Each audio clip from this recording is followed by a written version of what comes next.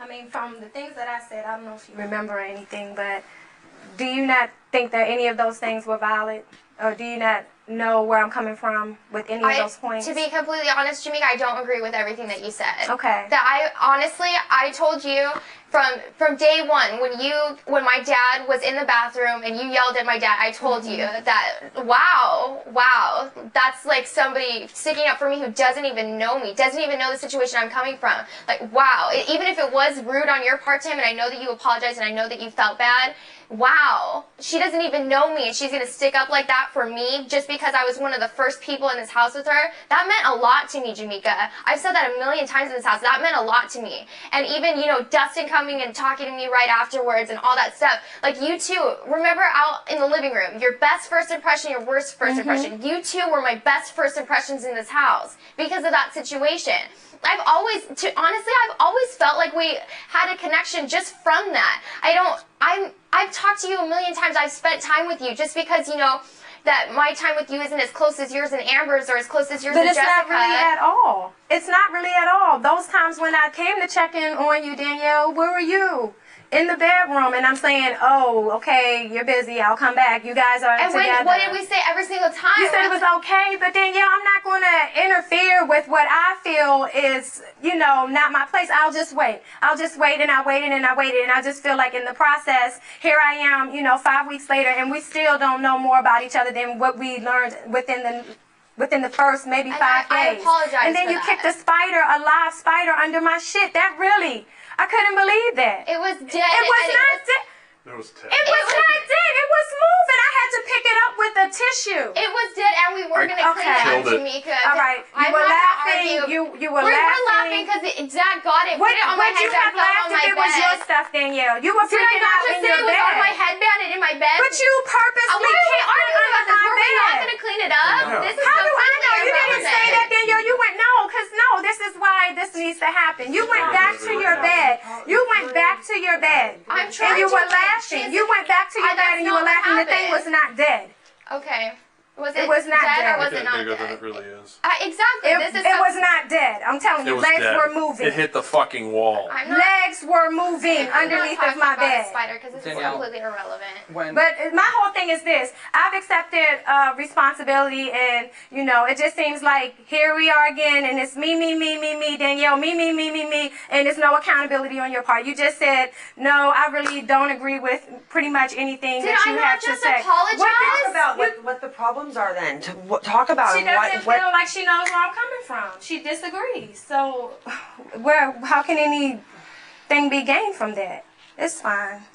It's fine. It's cool. It's my fault. I'm sorry.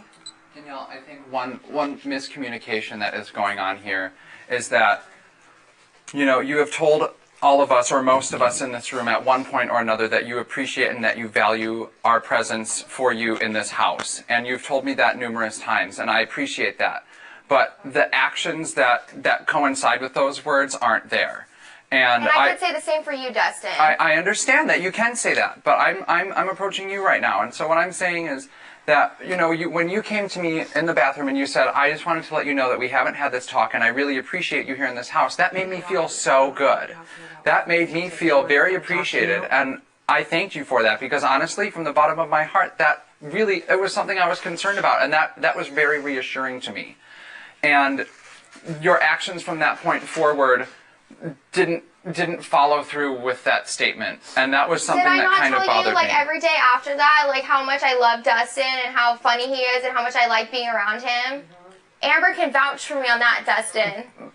But you even said when Nick was here and everything, you're like, I feel like you two are the people that I don't know in the house. And every time we talk to him, we're like, I feel like Dustin's the only person who I really haven't got to know in this house. And we all said that, but nothing happened from it. Because, after that moment, you continued to isolate yourself with Nick. And it wasn't until he left that I again approached you for the third time and said, Danielle, I will be here for you.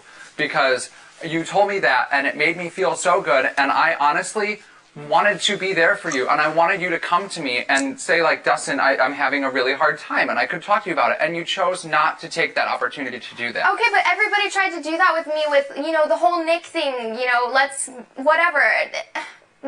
Nick's gone. Enough talking about Nick, period. Like, you know, about you and your sorrow over Nick. Yeah, Nick was my best friend in this house. He's gone. You know, I don't need everybody there, shoulder to cry on every day. I'm fine.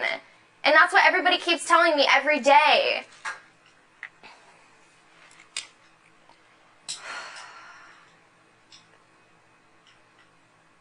I just wanted everybody to know where I'm coming from about everything else, and that's all I wanted to say. That's fine. I appreciate you coming up here, Danielle. So thank you for listening. Here, Danielle, give me a hug.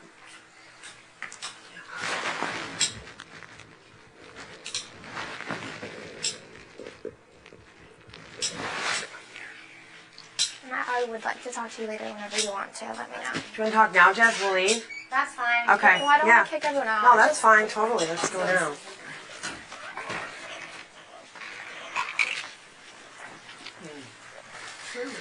Get out. Jess.